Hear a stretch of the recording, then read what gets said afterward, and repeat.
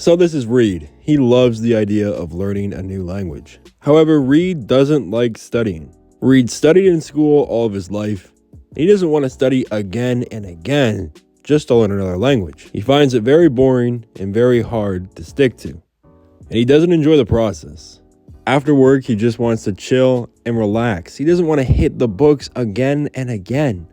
Now, what if I told you you can chill and relax and be lazy and still learn another language? Welcome to a lazy person's guide to learn another language. Stay tuned to the end. I got you guys. First, I'm going to show you guys a quick video of me speaking now after using this method for 7 months.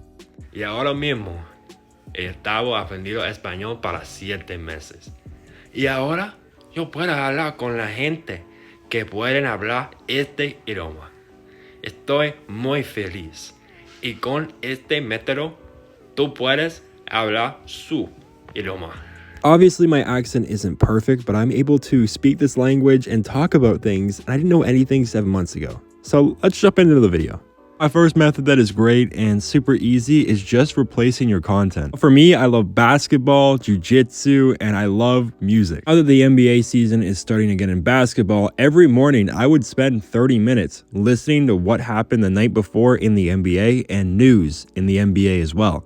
However, I do that now in Spanish. So many amazing YouTube channels who talk about the exact same stuff that I watch just in Spanish. It's so great and allows me to enjoy the content and also immerse myself in the language. Also love music. Now, I used to listen to a lot of rap music, country music, just music in English. However, as I started learning Spanish, I realized there's a whole different culture and a whole different side of the music scene in this world that I have never realized. Especially love music with a Dominican and Puerto Rican twist. So I've been listening to Alofoque. It's a TV radio show where they interview the artists and they talk and they use real world dialogue, and it's so addicting and it's really cool to see the artists. I genuinely enjoy it. I don't even realize I'm studying and learning Spanish basically.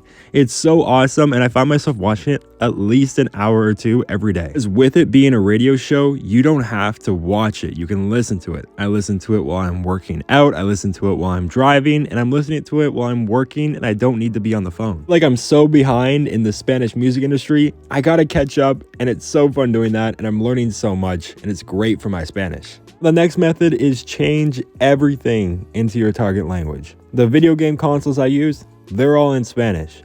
My phone, Spanish. Everything I can change, it's getting changed to Spanish. Won't realize it at first, but after a couple months, you're gonna learn so much vocabulary in your day-to-day with the things that you use you would have never realized you could have before. Even the software I am editing this video on is in Spanish. Trust me when I say this, I have learned so much vocabulary in doing this, way more than I would studying just a regular vocabulary book. Because you're learning the vocabulary in context. You're learning the vocabulary in things where you would see it on a day-to-day basis.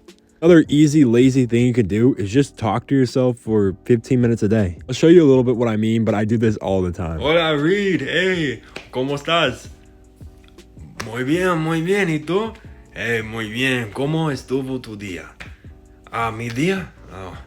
Mi día fue bueno. Hice ejercicio y pasé tiempo con mi familia. My parents probably think I'm crazy sometimes just talking to no one, but it's really helpful. Every time I don't know a word, I'll just look it up. And it's really, really helpful to help me learn vocabulary and how to learn certain things in conversation and practice my speaking. Now, the next thing I recommend and my final little lazy tip is writing a journal. Now, I'm not a journaler, but I have a Latina girlfriend who understands Spanish. So I write her love letters in Spanish. It's something I really enjoy doing because it makes her really happy. And a bonus is it practices my written Spanish. So it's something I would have already done already, but I get to do it in Spanish and practice, which is awesome as well. Learning a language doesn't have to be very stressful. You can be lazy and use these lazy methods and actually make some great progress.